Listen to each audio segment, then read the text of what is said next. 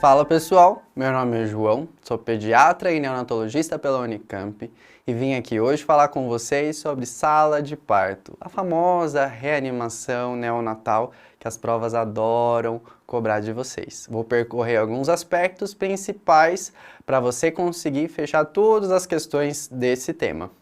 Se você não conhece a gente ainda, nós somos a Medway, um grupo que compartilha, eu acho que um sonho igual ao que você tem, que é fazer a residência em São Paulo, nas principais instituições. E a gente está aqui para ajudar.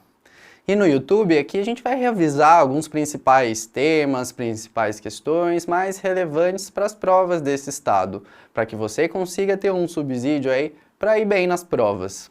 E se liga que temos aqui um link na descrição que leva vocês aos guias estatísticos dessas instituições, que a gente preparou com todo carinho. Neles, a gente coloca as principais questões, os principais temas para você direcionar o seu estudo naquela determinada instituição que você tanto almeja passar. Show? Sem mais delongas, vamos lá falar sobre sala de parto. Bom, quando a gente fala de sala de parto, a gente tem que ter uma preparação. Assim como em toda possível emergência, a gente tem que estar tudo certo para que a gente consiga, na hora lá do vamos ver, dar um atendimento adequado e certo para o nosso paciente. A gente não quer ficar naquela correria, aquele vucu-vucu, pegando coisa, aquela coisa tudo certo, toda loucura não. A gente tem que deixar tudo certinho. Em cada plantão a gente tem que ir lá e verificar todo o material. No meio do plantão aconteceu uma intercorrência, a gente tem que voltar lá e ver se está tudo certo. Show? A equipe tem que ser muito bem treinada. O pediatra, o técnico de enfermagem, a enfermagem que está na sala. Todo mundo que está envolvido tem que ter noções de reanimação neonatal. A gente tem que ter um cuidado específico aqui, que é avaliar os riscos para uma possível reanimação. Parto prematuro, a mãe com algum tipo de comorbidade, alguma alteração ali na vitalidade do RN, na avaliação do obstetra, tudo isso vai levantar a nossa anteninha para a gente ficar mais preparado. E a gente não pode deixar de preparar o ambiente e os materiais que a gente vai usar, certo? O ambiente, toda aquela questão de temperatura, o equipamento tem que estar funcionando, o berço aquecido tem que estar aquecido e os materiais têm que estar lá dispostos e de fácil acesso. Chamar atenção para vocês a esses dois equipamentos aqui. A bolsa válvula máscara, que a gente pode usar para reanimação, mas também o ventilador manual em T. Todos eles têm seus benefícios, certo? Bolsa válvula é mais fácil, ali o pessoal está mais habituado, é mais barato, mais acessível, mas o ventilador manual em T, ele é bem interessante porque a gente consegue titular o FiDO2 quando ele está acoplado a esse dispositivo aqui que é o blender. A gente consegue saber exatamente quanto de oxigênio a gente está oferecendo ao recém-nascido e também quando a gente tem esse ventilador, a gente consegue fazer uma pressão expiratória final, manter, ou seja, fazer o famoso CPAP. E isso vai ajudar muito os nossos recém-nascidos, principalmente os prematuros com síndrome do desconforto respiratório, certo? Então hoje em dia esse é o queridinho dos neonatologistas. Fechado? Bora lá. Bom, criança nasceu, gente. Nossa, desespero total. Não, a gente fica bem calmo e vai avaliar a vitalidade do recém-nascido, certo? A gente vai fazer três perguntinhas. Esse bebê é a termo? Esse bebê que nasceu está respirando ou está chorando? Ele não precisa necessariamente estar chorando, berrando, gente. Ele precisa estar respirando. Você viu lá que ele está respirando, tendo movimentos respiratórios coordenados? Tá ótimo. E o tônus dele está adequado? Ele fica ali em flexão? Ele não está todo largado, parecendo um boneco de pano ali na mão do obstetra? A gente tem que fazer essas três perguntinhas. E tomar cuidado com as pegadinhas, que antes a gente usava também como parâmetros. Cianose, gente, a gente não liga mais. O bebê tá cianótico quando nasce. E isso vai ficar ali por um tempinho até ele se adaptar à vida extrauterina, certo? E outra coisa também, gente, mecônio. A gente não vai usar o mecônio para avaliar a vitalidade do recém-nascido ao nascimento. Então, o que vai dizer o que a gente vai fazer nessas situações são essas três perguntinhas. Então tá bom.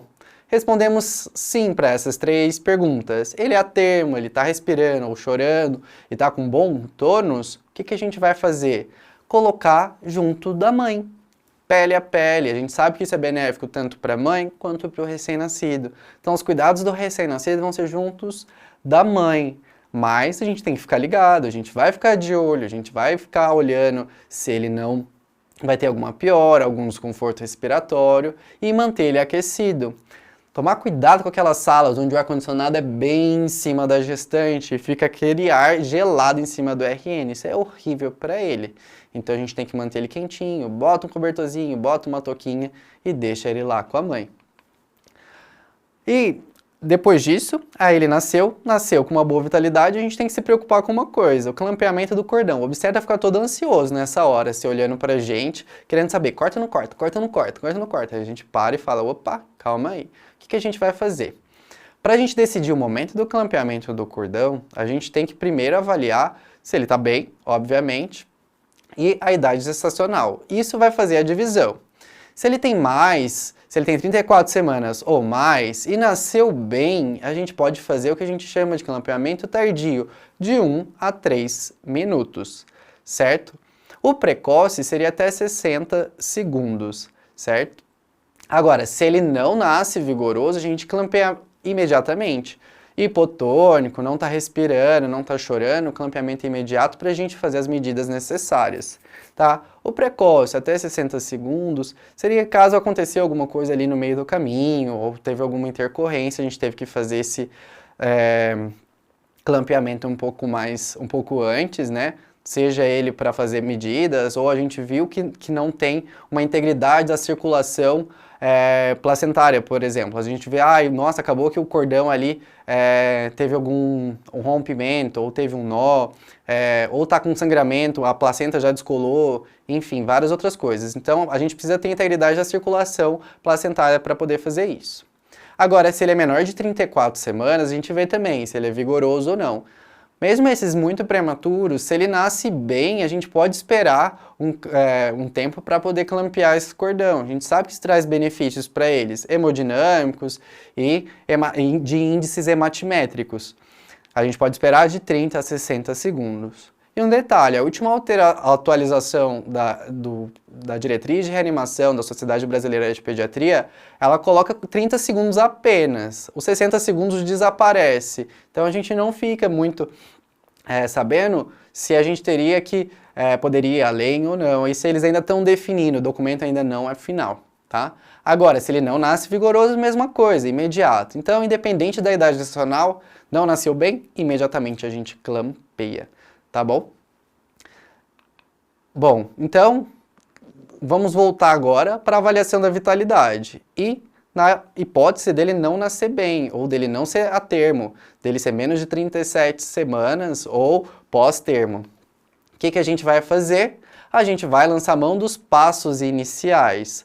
Passos iniciais, pessoal. Então, a gente começa fazendo isso, tá? A gente não vai fazer outras manobras mais intempestivas de reanimação. A gente vai fazer isso, porque a grande maioria dos recém-nascidos melhoram com essas pequenas intervenções que a gente pode fazer. Então a gente vai prover calor, então a gente vai levar ele para debaixo do berço aquecido, então ele vai ficar ali debaixo de uma fonte de calor radiante. Vai posicionar a cabeça em leve extensão, é leve extensão, não precisa hiperestender também, isso pode obstruir, mas a gente vai posicionar a cabeça ali em leve extensão, podendo até colocar um coxinho ali embaixo. Aspirar boca e narinas, pessoal, isso aqui é importantíssimo, só se necessário.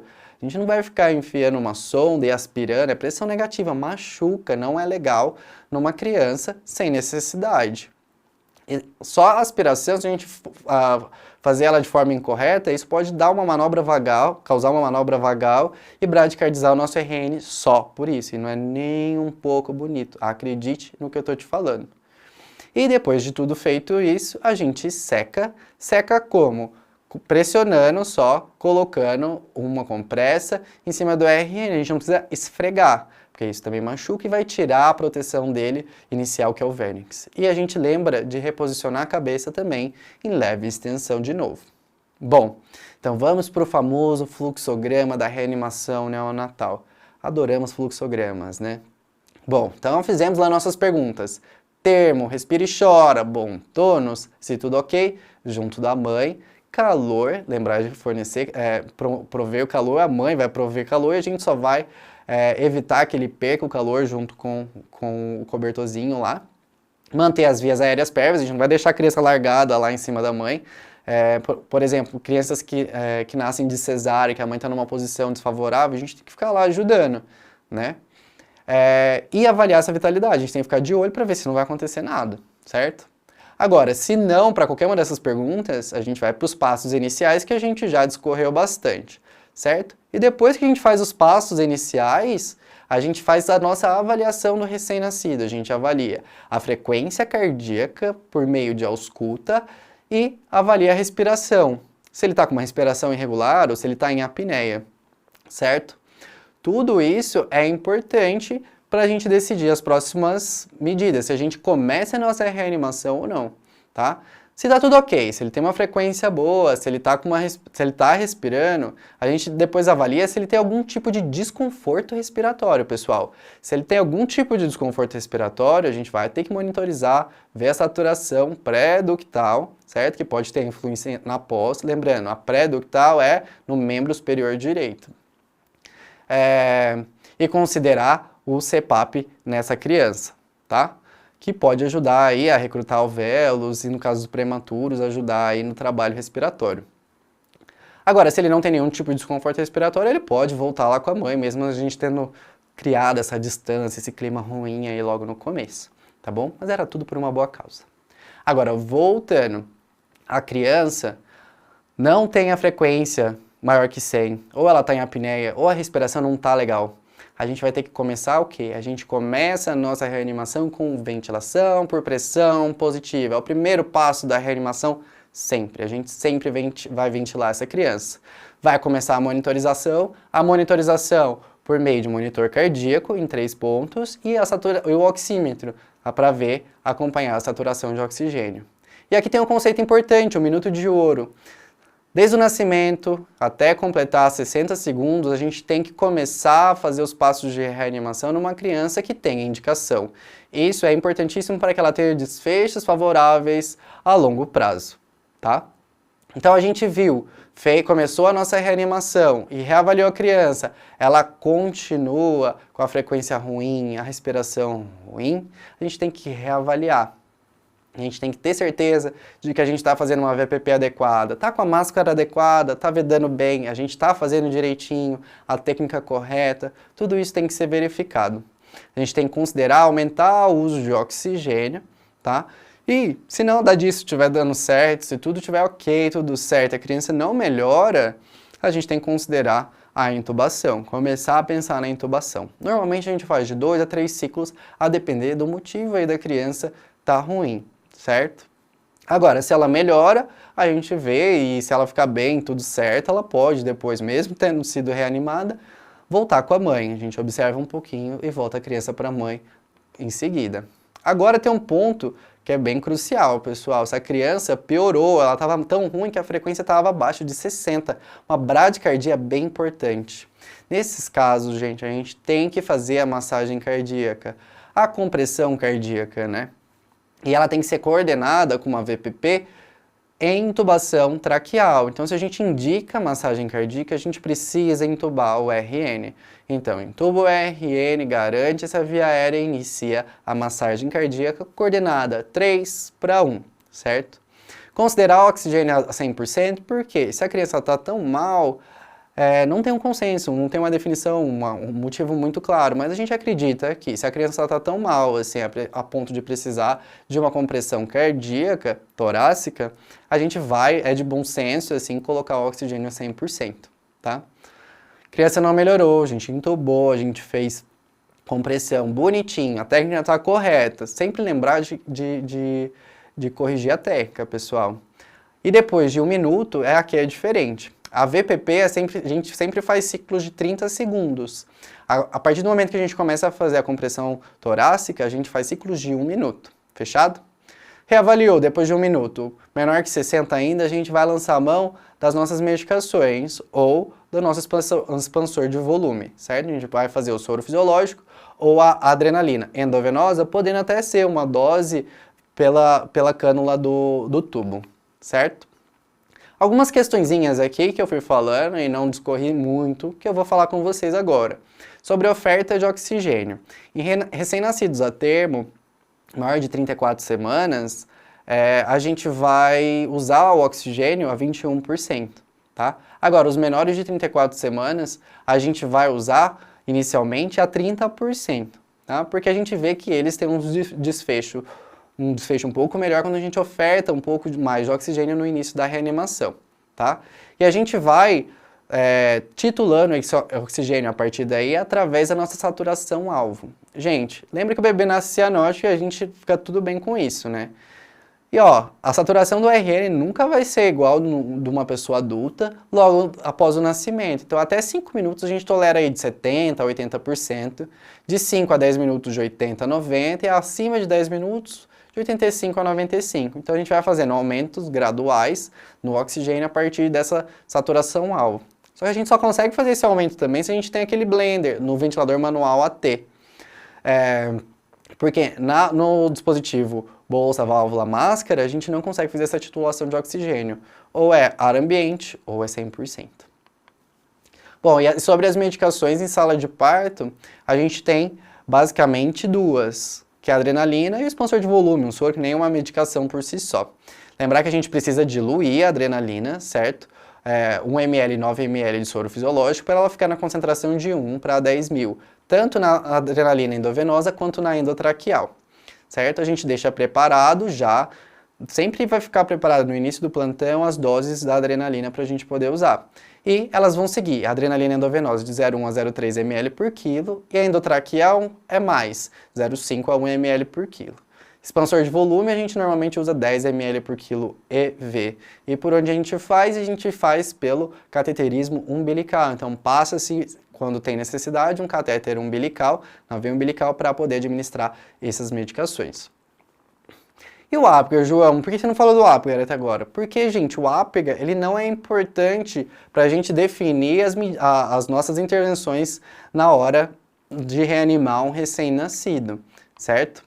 A tabela de Apgar, ela é muito sim importante, mas ela vai ser boa para a gente avaliar a resposta a essas medidas que a gente fez e ter uma ideia aí de como essa criança vai evoluir a longo prazo, tá? Então a gente vai avaliar no Apgar frequência cardíaca, respiração, tônus muscular, irritabilidade reflexa e cor, dando notas de 0, 1 e 2.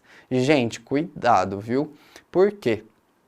Na irritabilidade reflexa, no último documento da Sociedade Brasileira de Pediatria, havia um erro de tradução. Aqui, no 2 de irritabilidade, o 1 e o 2 estavam meio errados. Essa aqui é a nova tabela, baseada no novo documento, que traz já a tradução correta. Fechado? E ó, lembrando mais uma vez, o Apgar não define conduta durante a reanimação, vai ser para a gente saber se ele teve uma resposta adequada às nossas medidas ou não. Beleza? Bom, agora sobre o mecônio. No mecônio, a gente não vai indicar a reanimação simplesmente pela presença dele. Ele é sim um indicador de sofrimento ali intraparto, né? Mas a gente não precisa fazer manobras intempestivas, então a gente não vai fazer a aspiração da criança logo após o desprendimento do polo cefálico, não mais, tá? E se a gente precisa reanimar? A criança que nasceu banhada em mecônio, aí ela nasceu mal, a gente precisa reanimar. O que a gente faz? A gente vai aspirar logo de cara também? Não vai, a gente vai fazer um ciclo de VPP normalmente, começa igual uma criança que não nasceu em mecônio, certo? Mas, se a gente viu que essa criança não está melhorando depois de um ciclo adequado de ventilação, a gente pode fazer a aspiração traqueal sob visualização direta. Então, a gente faz a laringoscopia, passa um tubo, conecta no aspirador e puxa para tentar tirar toda essa meleca que pode estar obstruindo aí a ventilação efetiva. Beleza? Bom, gente, eram esses os principais pontos aí que eu tinha para trazer para vocês de sala de parto. Se você ficou aí interessado e quer saber mais detalhes e outros pormenores, Preste atenção nessa grande dica. Nós temos um curso voltado basicamente para as instituições de São Paulo, as principais instituições mesmo. Cada uma dessas instituições ganharam 4 aulas específicas sobre os principais temas em cada uma das especialidades. Além de que preparamos para vocês simulados inéditos com as questões, abordando esses temas direcionados aí. E também fornecemos um curso diferencial de cirurgia, que vai discorrer aí os pormenores, e um curso de imagens radiológicas, tá? Tudo isso no nosso intensivo São Paulo. E ó, as vagas estão abertas, não deixe de se inscrever e caminhar junto com a gente nessa jornada. E bora para o único lugar possível, que é para cima.